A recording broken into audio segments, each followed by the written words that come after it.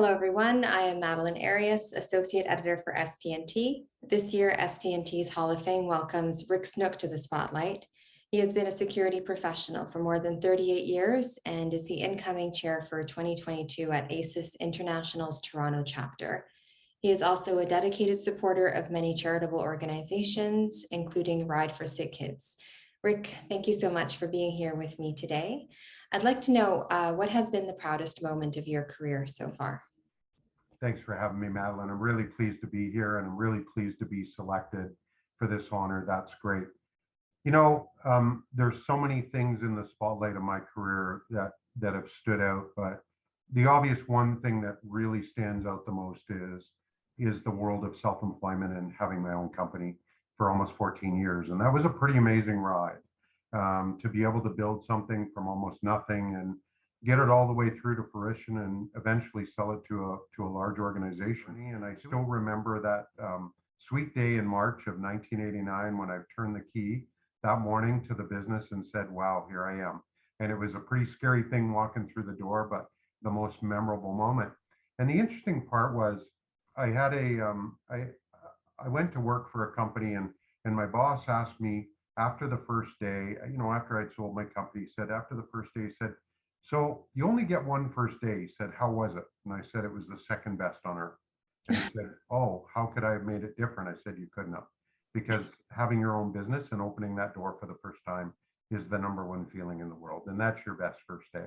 And it's the highlight of my career. What has been your greatest challenge and how have you overcome that? Wow. The biggest challenge for me has been trying to stay up on technology. And trends in security trends. I've had a really great career that continues to thrive.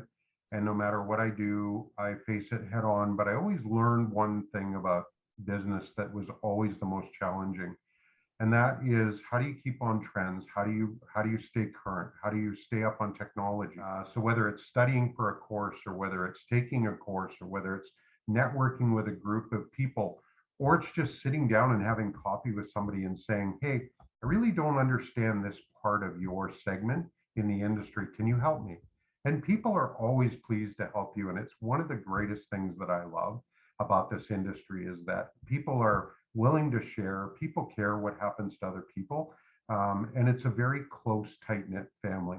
I continue to challenge myself to take certifications one after the other. And I'm telling you, writing an exam today is tougher than it was 25 years ago. So I'm still challenged today, and it still is the toughest part. Okay, wonderful. Thank you so much. And what advice would you give to someone looking to enter the security industry as a career now? The security industry is a professional industry of individuals that take pride in what they do every single day. And there's so many opportunities of what you can do in the security industry, whether it's on the technical side, whether it's on the software development side, whether it's on the business development side, whether it's on sales or it's on marketing industry. And what I tell them is take a look seriously at it.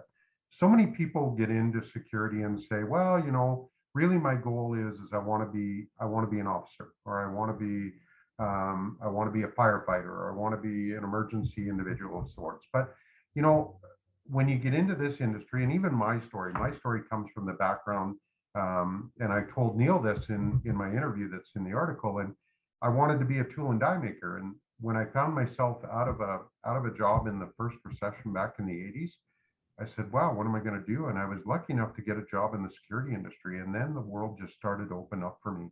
And it's been such an amazing career, and it's treated me so well, my family so well. I've spent a lot of time volunteering in CANASA, volunteering in ASIS, volunteering on local boards and local charities. You need to get involved. It drives your career. It builds your networking capabilities. And Wonderful. Thank you so much for your time today. I really appreciate you answering these questions for us. very, very pleased to be here, Madeline. Thanks again.